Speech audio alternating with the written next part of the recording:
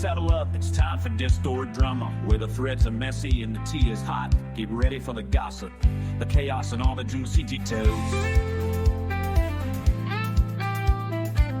This is Beyond the Map, and we're diving into the drama that's shaking up your server.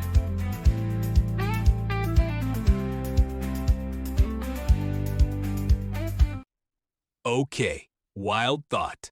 What if past the hole and cast your pole doesn't mean fishing at all? What if it's an abandoned mine? The hole is the shaft, and the pole is one of those old wooden support beams they use to prop up the ceiling. Oh, cool. Here we go again. Next week it'll be Cast Your Pole refers to a flagpole at a ghost town saloon. All of you acting like cast your pole is some mining euphemism when it's clearly just go fish. If Posey meant drop into a death shaft, he would have mentioned a waiver. Let's not forget most abandoned mines are federally closed and deadly. So unless the pole is a metaphor, let's not start poking into holes with rebar and hubris. Or the pole is symbolic of truth or judgment, like Moses' staff or a guiding rod. And the mine is just the unknown. Maybe you're casting a pole of knowledge into the void. You're all wrong. Cast Your Pole is about a surveying rod. The entire thing's about land measurement. The hole is a depression or crater. That's how they mapped mine claims. Past the hole. Cast your pole. Look down. Guys, it's not a mine. It's a metaphor for the mouth of hell. You're casting your fate. This is full-on underworld descent imagery. You're welcome. I just want to remind everyone, if you go into a mine without telling someone, you might become the next hidden clue. Permanently. I don't even care what it means anymore. Just promise me none of you will cast any poles near an unstable hole.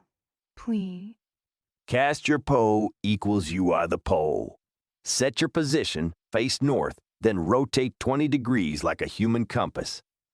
Then look or move toward the spot. Probably have to bear east around something, maybe a canyon wall or cliff. Makes total sense if you're using field nav and trying to spot the treasure indirectly. Honestly, I'm kind of into it.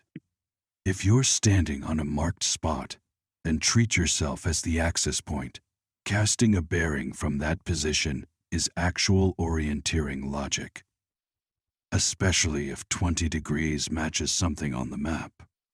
Except it doesn't. You can't just stand there and vibe your way into a 20 degrees bearing. Where's the anchor point? He said probably a canyon like it was an afterthought. Bro, a canyon is not a minor detail. You're not stepping around a puddle. That's a full reroute. Y'all joke, but standing in the right spot and turning 20 degrees could reveal a shadow alignment or natural pointer. I did that in Glacier once, and found an old survey marker. It's legit. Okay, but where are we standing when we become the pole? Like, is this a known checkpoint, or are we out here just casting poles from every boulder like lost wizards? Bear east, huh? So just walk until you see a bear. Cool. I'll pack sardines and spray. Who's coming?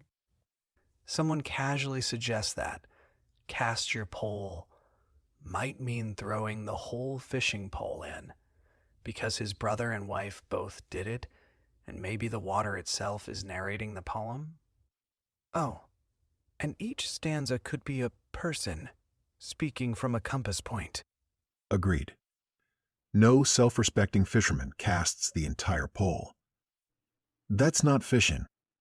That's littering with enthusiasm. But hey, if your brother and wife both did it, maybe Posey did sneak that in as a private joke.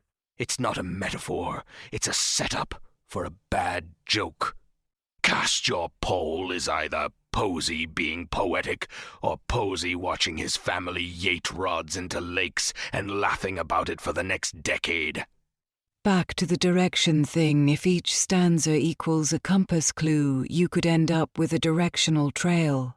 Like, stanza 1 equals north stanza, 2 equals southeast stanza, 3 equals west, Then boom, triangulate those paths on the map. What if cast your pole is literally just a walking stick? And what if it's not about the pole at all, but the shadow? I don't think it's a fishing pole or survey rod or anything fancy. Just a walking pole. And the line cast your pole is about casting its shadow, like maybe the angle or time of day the shadow falls matters. Shadow pointing somewhere. Maybe it's that simple. Y'all out here holding up poles at sunrise like ancient druids, while the rest of us are trying to read the damn poem. It's not about the shadow you see. It's about the one you don't. The hidden side. The cast off. The place just beyond the light. Look at what the shadow avoids. That's where to go. So glad someone brought this up. Any self-respecting fisherman knows it's a fishing rod, not a pole. A pole has no reel. If Posey meant rod, he'd have said rod. End of discussion. My grandpa called it a fishing pole every day of his life, and he caught more trout than you've had hot dinners, Larry. Maybe Posey's using regional dialect. Ever think of that? Or he used pole on purpose to throw us off. Everyone's thinking fishing, but if it's just pole, maybe it's not for fish at all. Maybe it's a lever, a signpost, a trap reset stick. Cast your rod sounds like a euphemism. Cast your pole sounds like a call to action. From a literary standpoint, pole was the right call. It hits harder. Rhythmic, active, metaphor-friendly. I'll say this.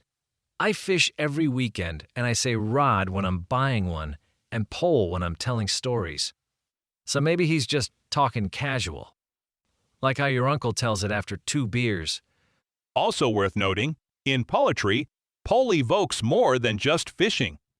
It's used to describe direction, orbit, pivot, identity think, of the pole star or the poles of the earth.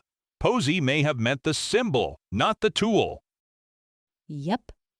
It's true. Lewis and Clark's journals literally mention using setting poles to push up shallow waters. They'd set the pole on the riverbed and walk it forward. So maybe the poem is referring to exploration, not fishing. Cast your pole equals commit to the journey. Okay, but if we're talking about setting poles, don't forget Lewis and Clark used them in specific terrain. We need to be looking near shallows, bends, oxbows, not wide rivers. This gives us an actual search zone. Let's map it. So just to be clear, we've now gone from fishing to hiking to sun tracking to 18th century poling technique. I'm just going to lie down in the Missouri River and let the current carry me. I wonder if Justin ever did pole vaulting now. That's a rabbit hole IL try to look into. Yeah, I am thinking. Cast your pole means to cross the water. Osi is saying, go, step in, cross it, trust it. I actually crossed a shallow stream with a hiking pole last weekend while thinking about this. It legit helped me balance. So now I'm emotionally attached to the idea. Take that, Larry. What if it's 10 poles?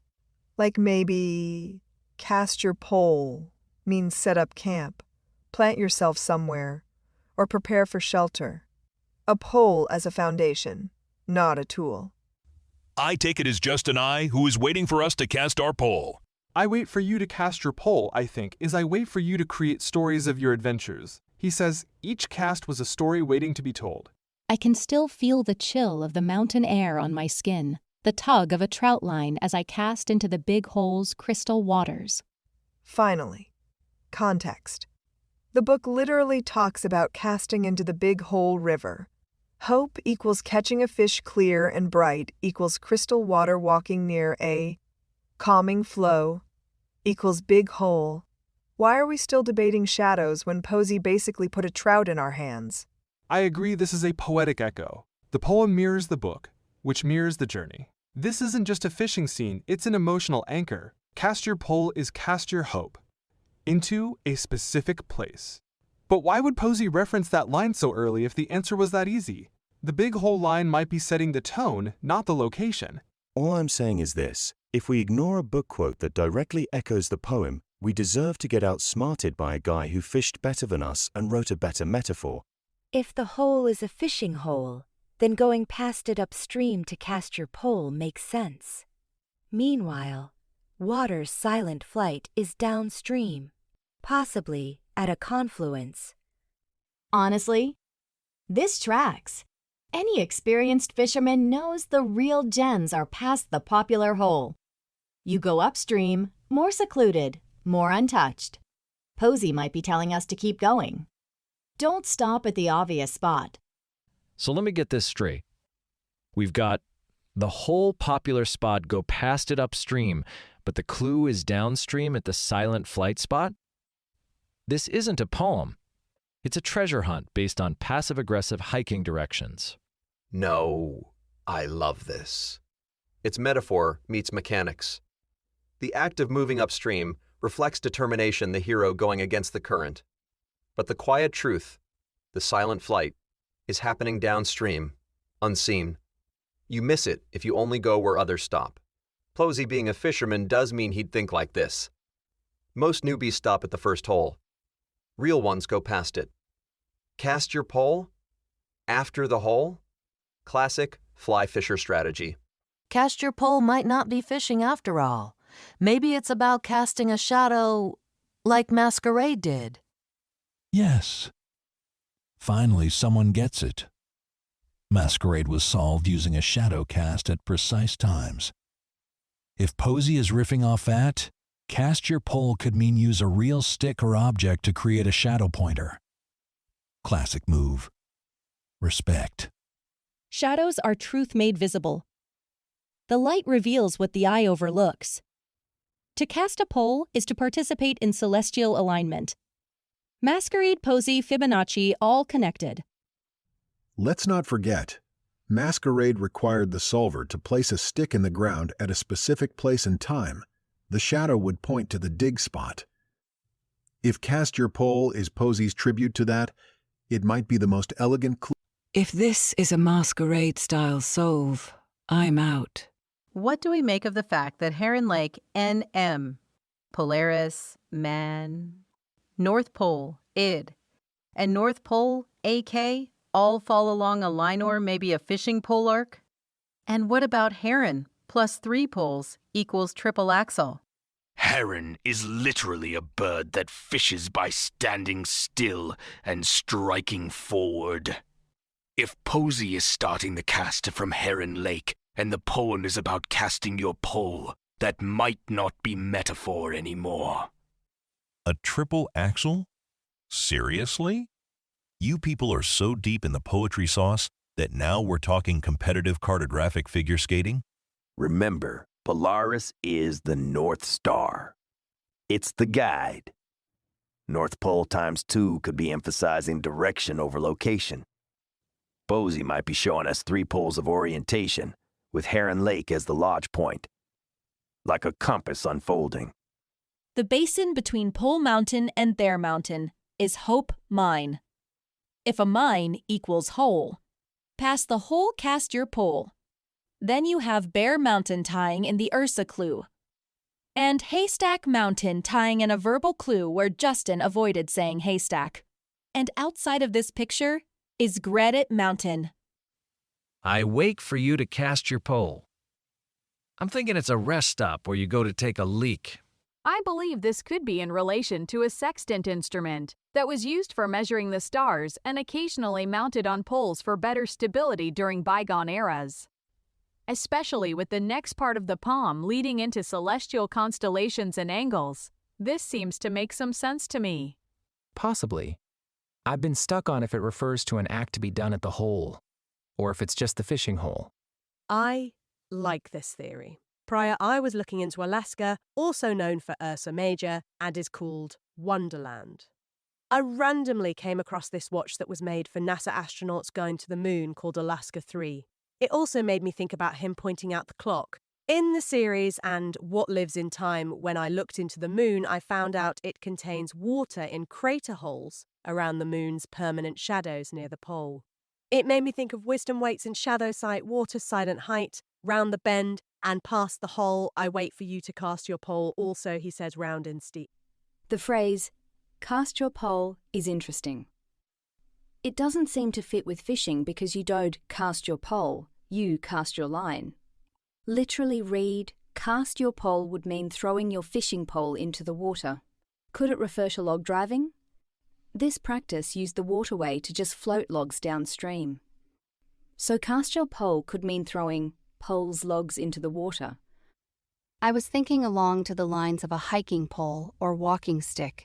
According to Google, it's a common term in hiking when pushing yourself up an incline with your trek pole. A casting pole is the pole used for casting, but cast is the verb used to indicate throwing your bait out onto a body of water. I think this just points to a fishing spot. FF had the House of Brown, and his book had a picture of the rock beside the river. Maybe look for a similar link? It's where you enter the water, like Forrest's clue. Think so too. He said the clues are in order. I take this to mean that once you pass the hole round the bend, you cross the stream and enter what he considers Ursa East, where his realm awaits. Cast could mean something else, emit or radiate. Pool has a plethora of synonyms as well. I'm not a fisher, but from what I've seen in the fishing community, people say, rod not pole. From the book so far, though, Posey only uses the term pole in the chapter about Brandon accidentally losing his fishing rod in the lake. Rod is technically correct, but people do call them fishing poles. To rhyme with hole, I can see the distinction between a pole and rod being meaningless to Posey and just poetic license. Trekking pole? Tent pole? Could JP mean plant cast your hiking stick pole before heading uphill? And does that make the I a hill or grade you have to traverse after you walk round the bend and past the hole? If so, are the rest of the clues in sight from the top of this hill? Thoughts? I definitely think it's casting the walking sticks. I'd guess to cross a small wash/creek on your journey. He mentions walking sticks and poles, LOT, in the book. I'm convinced foot of 3 could very well have to do with a stick. He also calls his walking stick a wizard staff at one point. He does refer to fishing pole when at Lake Heron, also referenced as our North Star with capital letters. So sorry, bud. I must have deleted those old comments. What I got was type of branch used to hold your pole as you wait for a bite. A lot of his stories have fishing rods going for a ride with the fish running away with tackle, line, rod, and reel. Fish hate this one technique. If you use them correctly, your gear will hang up in the bottom of the Y shape and not go submarine on you. Agreed.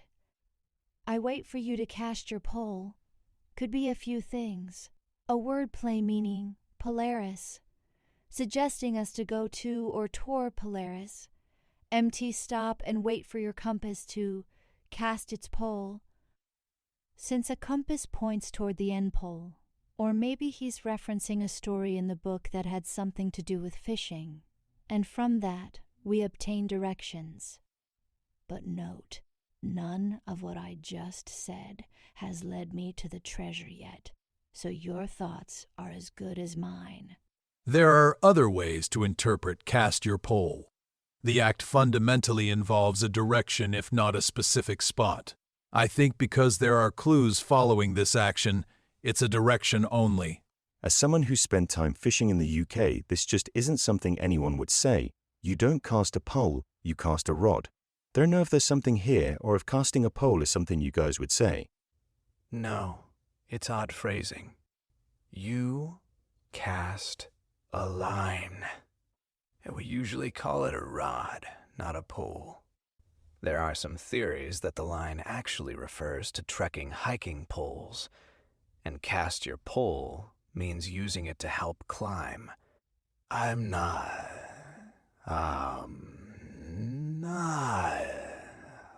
I'm not. That very. I think it means cast your line, but that doesn't rhyme with hole, so he used creative liberty to make it say pole. The poem flows better with measured rhymes. I've heard lots of people from smaller towns in the NE say, cast your pole in relation to fishing. Just depends on where you're from. This is true. I grew up in the NE, and I've heard many times people say cast your pole. Currently, I'm in Washington State now, and I have not heard it much over here. I would if I was doing it Indiana Jones style. I guess if he said cast your staff, it would have been too obvious. There are so many problems with that scene from Raiders. It's not realistic at all. I doubt we could find a proper gemstone to make such a light beam when the sun shines on it. The 365 holes are not enough. That stone would have to be able to refract light 180 different ways. Also, a round hole and pole wouldn't work because they need to be in perfect rotational alignment. You'd want a square hole and pole to do that. Anyways, it's a great idea, but it simply won't work. I threw away that pole and tried to find other ways to cast. Think about it more figuratively, like drawing a line on a map. You have a source of light and a gemstone to cast through, both features on a map. For me, the real question is, how many poles do I need to cast, and at which layer of the poem do I bust out the hiking poles, because it's going to be a vigorous hike. I'll probably delete this comment soon. No worries. This is different from my approach, but I agree. The cast your pole part results in a line that is drawn on a map. The remaining clues are then used to figure out where along that line to look for the treasure. This, of course, is generic enough to result in literally millions of possible places, so the details matter. Settle up, it's time for distorted drama, where the threads are messy and the tea is hot. Get ready for the gossip, the chaos, and all the juicy details. This is Beyond the Map, and we're diving into the drama that's shaking up your server.